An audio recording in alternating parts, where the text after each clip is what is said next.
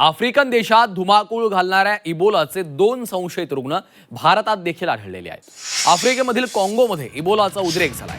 Ebola रोगाच्या नव्या साथीच्या पार्श्वभूमीवर भारत सरकारने विमानतळांवर स्क्रीनिंग, प्रवाशांच्या देखरेखी आणि क्वारंटाईन उपाययोजना कडक केलेल्या आहेत। दरम्यान बंगळुरू आणि गुजरातमध्ये इबोलाचे 2 संशयित आढळलेले आहेत। बंगळुरूमध्ये युगांडाच्या एका 28 वर्षीय महिलेला आयसोलेशनमध्ये ठेवण्यात आलं होतं, मात्र तिचा रिपोर्ट निगेटिव्ह आलाय। तर दुसऱ्या प्रकरणामध्ये आफ्रिकन खंड आणि बांगलादेशातून प्रवास करून मुंबई मार्गे वडोदरा इथं आलेल्या 37 वर्षीय पुरुषाला ताप, सर्दी आणि खोकल्याची लक्षणं दिसल्यानं त्याला आधी खासगी रुग्णालयात दाखल केलं होतं। आता त्याचा प्रवासाचा इतिहास समजल्यावर त्याला सिव्हिल हॉस्पिटलच्या आयसोलेशन वॉर्डमध्ये हलवण्यात आलेलं आहे। या रुग्णांसह त्यांचे 2 साथीदार आणि त्यांच्याशी संपर्कात आलेला एक डॉक्टर यांना देखील खबरदारी म्हणून निरीक्षणाखाली ठेवण्यात आलेलं आहे।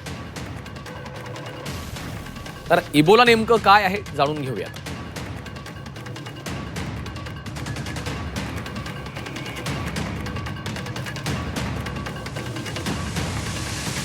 अत्यंत दुर्मिळ आणि जीवघेणा विषाणूजन्य आजार आहे इबोला।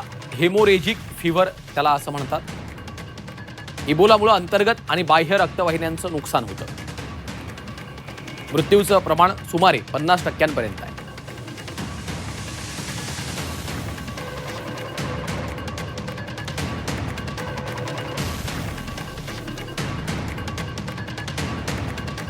तर इबोलाची लक्षणं नेमकी काय आहेत त्यावर एक नजर टाकूया। थंडी, ताप, खूप थकवा आणि अशक्तपणा देखील जाणवतो, हे देखील इबोलाचं एक प्राथमिक लक्षण आहे। भूक न लागणं हे देखील एक लक्षण आहे। स्नायूंमध्ये वेदना, तर ही इबोलाची काही लक्षणं आहेत। आता इबोला कशामुळे होतो ते देखील पाहूया। घसा खवखवणे, काळी डांबरासारखी विष्ठा, रक्तस्राव किंवा जखम, रक्तमिश्रित जुलाब, त्वचेखाली पुरळ किंवा रक्ताचे डाग, डोळे लाल होणं हे देखील एक लक्षण आहे। रक्ताच्या उलट्या, मेंदूचा दाह, अवयव निकामी होणं,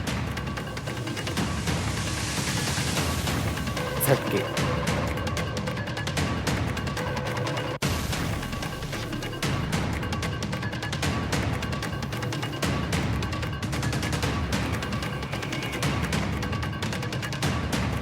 तर आता इबोला नेमका कशामुळे होतो त्यावर देखील एक नजर टाकूयात। काळवीट,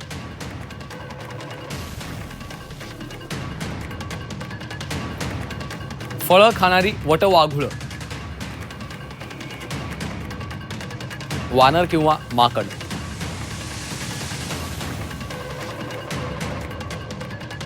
आजार हवेतून पसरत नाही, बाधित व्यक्तीच्या किंवा प्राण्यांच्या शरीरातील रक्त, थुंकी, लाळ, घाम याच्या संपर्कातून देखील इबोला होतो।